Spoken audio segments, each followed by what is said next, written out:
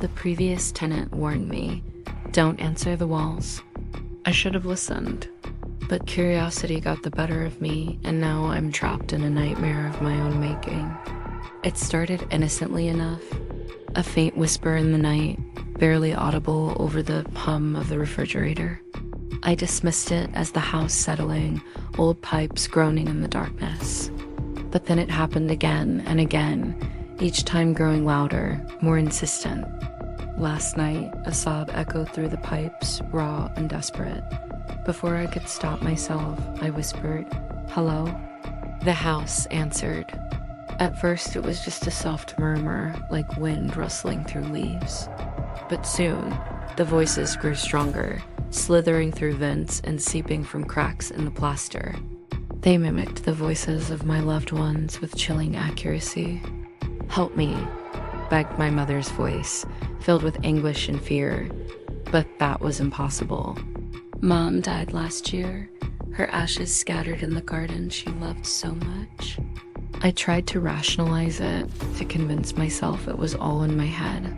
But the voices persisted, growing more numerous, more insistent.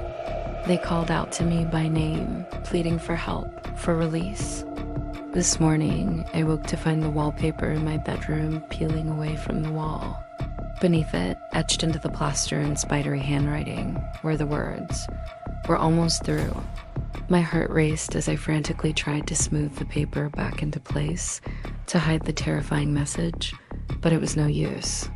The damage was done and the walls had spoken. Throughout the day, the voices grew louder, more frantic.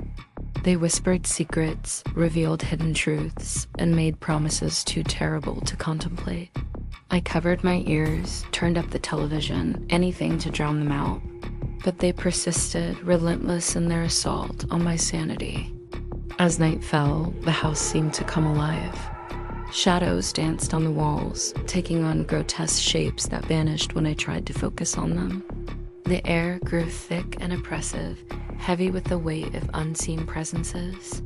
And then, just as I was about to flee, to abandon this cursed house and never look back, I heard it. A sharp crack, like ice breaking on a frozen lake. The plaster on the living room wall split open, a jagged line running from floor to ceiling. And from within that crack, I heard it, breathing, slow, steady, and undeniably alive. I stood frozen, unable to move, unable to breathe. The crack widened, plaster dust falling to the floor like snow. And then, emerging from the darkness within the wall, I saw. But no, I can't bring myself to describe what I saw. To put it into words would be to acknowledge its reality, and I'm not ready for that. Not yet. Now, as I huddle in the corner of my bedroom, laptop balanced precariously on my knees, I can hear them. They're all around me, whispering, pleading, threatening. The walls pulse with their presence, and I know it's only a matter of time before they break through completely. I should have listened to the warning. I should have ignored the voices, covered the walls with thick layers of paint, or better yet, never moved into this godforsaken house in the first place. But it's too late now. The damage is done, and the walls have spoken. And now, as I type these final words, I can hear the plaster cracking, feel the vibrations of something massive shifting behind the thin barrier that separates me from the unknown. Something's breathing behind it, and it's getting closer. I don't know how much longer I have before they break through completely. Will anyone find this message? Will anyone believe it if they do? Or will I simply vanish, another victim of the voices in the walls, my fate a mystery to be pondered by the next unsuspecting tenant? The cracks are spreading now, spiderwebbing across the ceiling and down the opposite wall. The air is thick with plaster dust and the acrid scent of decay. And still, the voices call to me, a cacophony of familiar tones twisted into a hellish chorus. I can make out individual words now, promises of power, of knowledge beyond mortal comprehension. They offer me glimpses of other worlds, of realities that exist just beyond the veil of our own. Part of me wants to listen, to give in to their seductive whispers. but I know that to do so would be to lose myself entirely. The laptop screen flickers, the power fluctuating as the house groans around me. I don't have much time left. Already, I can see shadowy tendrils seeping through the cracks, reaching out with grasping fingers that dissipate like smoke when I try to focus on them. I want to run, to flee this house of horrors and never look back.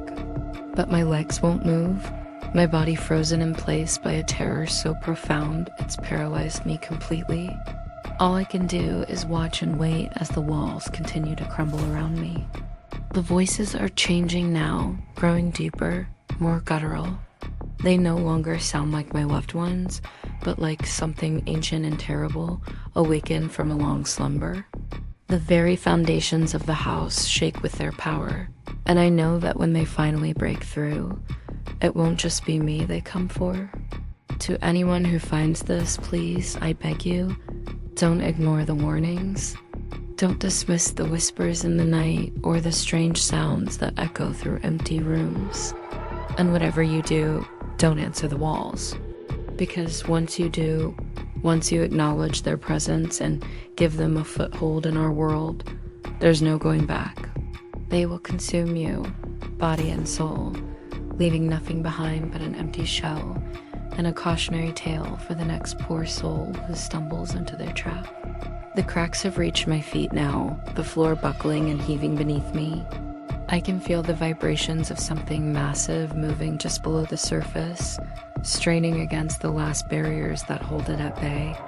The air is thick with the stench of rot and decay, and I can taste ash on my tongue. I don't know what awaits me on the other side of those walls. Perhaps oblivion, or perhaps something far worse. But I know that my time here is coming to an end. The voices have grown to a deafening roar, drowning out all other sound, all other thought. As I type these final words, I can see the plaster bulging outward, straining against some unseen force. Any moment now, it will burst open and I will come face to face with the horrors that have been haunting me. To whoever finds this, I'm sorry. I'm sorry I couldn't be stronger, that I couldn't resist the temptation to answer when the walls called out to me. And I'm sorry for whatever may come next, for the horrors that I may have unleashed upon the world. The wall is splitting open now, a gaping maw of darkness yawning before me. I can see movement within, shapes that defy description writhing in the shadows. The voices have reached a fever pitch, and I can feel my sanity slipping away like sand through an hourglass. This is it, the end. Or perhaps the beginning of something far worse. Remember, don't answer the walls. Don't make the same mistake I did. Because once they know you can hear them, they'll never stop calling. And eventually, inevitably, they'll break through. The darkness is spilling out now, tendrils of shadow reaching for me with hungry intent. I can feel their cold touch on my skin, seeping into my very being. The laptop screen flickers one last time and then goes dark. I am out of time. They are here, and I am lost.